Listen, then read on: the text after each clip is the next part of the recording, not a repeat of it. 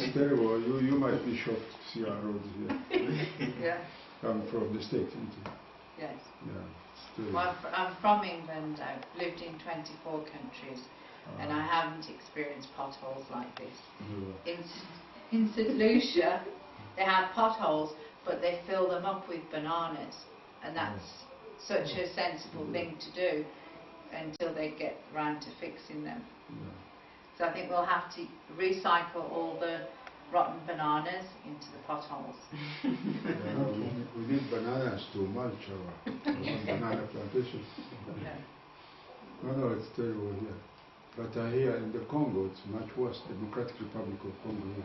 When they come here, they admire our roads. So they're very good. We've not been to the Congo here. No. Democratic Republic of Congo. No, I've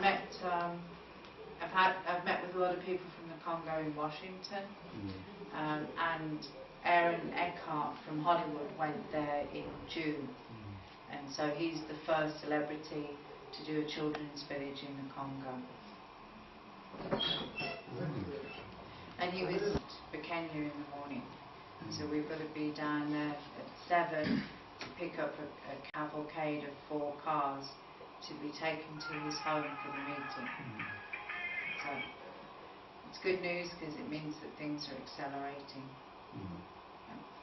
No, we are accelerating. We are only waiting. We are ready. Oh yeah, we've been ready a long time. I'm sure in Africa everybody's ready.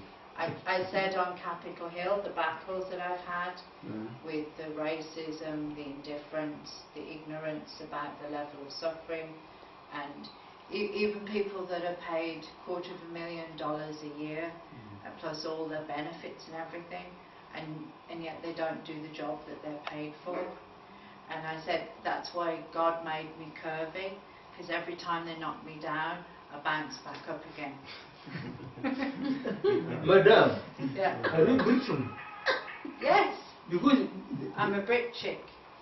the English you speak, the English you speak is Briton. Yes. Okay. Yeah. Briton. British English. No, British is Briton. Okay. Thank you very much for coming. Yeah. Okay. It's a pleasure. Welcome back to Kasese. Your English is very good. It's English. Yeah, I've got it. Yeah. So I've been in America 9 years. Okay. Putting all this together, educating the Senate and the House on how important Africa is to them, because they're only 10% of Americans have passports, and only 10% of congressmen and senators have passports, which is a worrying thing. So they have an influence on everything that happens in the world, and yet they haven't travelled except to go to 5-star resorts in different places. So there's a lot of ignorance to overcome, and that ignorance breeds indifference, especially to the poor. And then the green mafia that operate in Washington demand like $500,000 cash to act on an issue, and therefore the poor get pushed to the bottom of the list all the time, or off the list.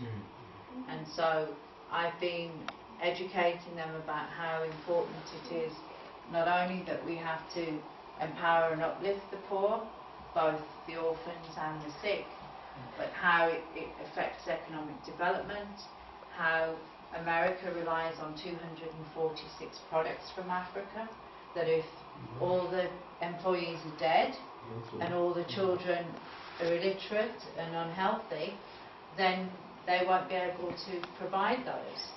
And, you know, obviously things like coffee only grow 20 degrees of the equator, so they can't have the mentality, oh well, we can outsource it to China, because you can't grow coffee in China.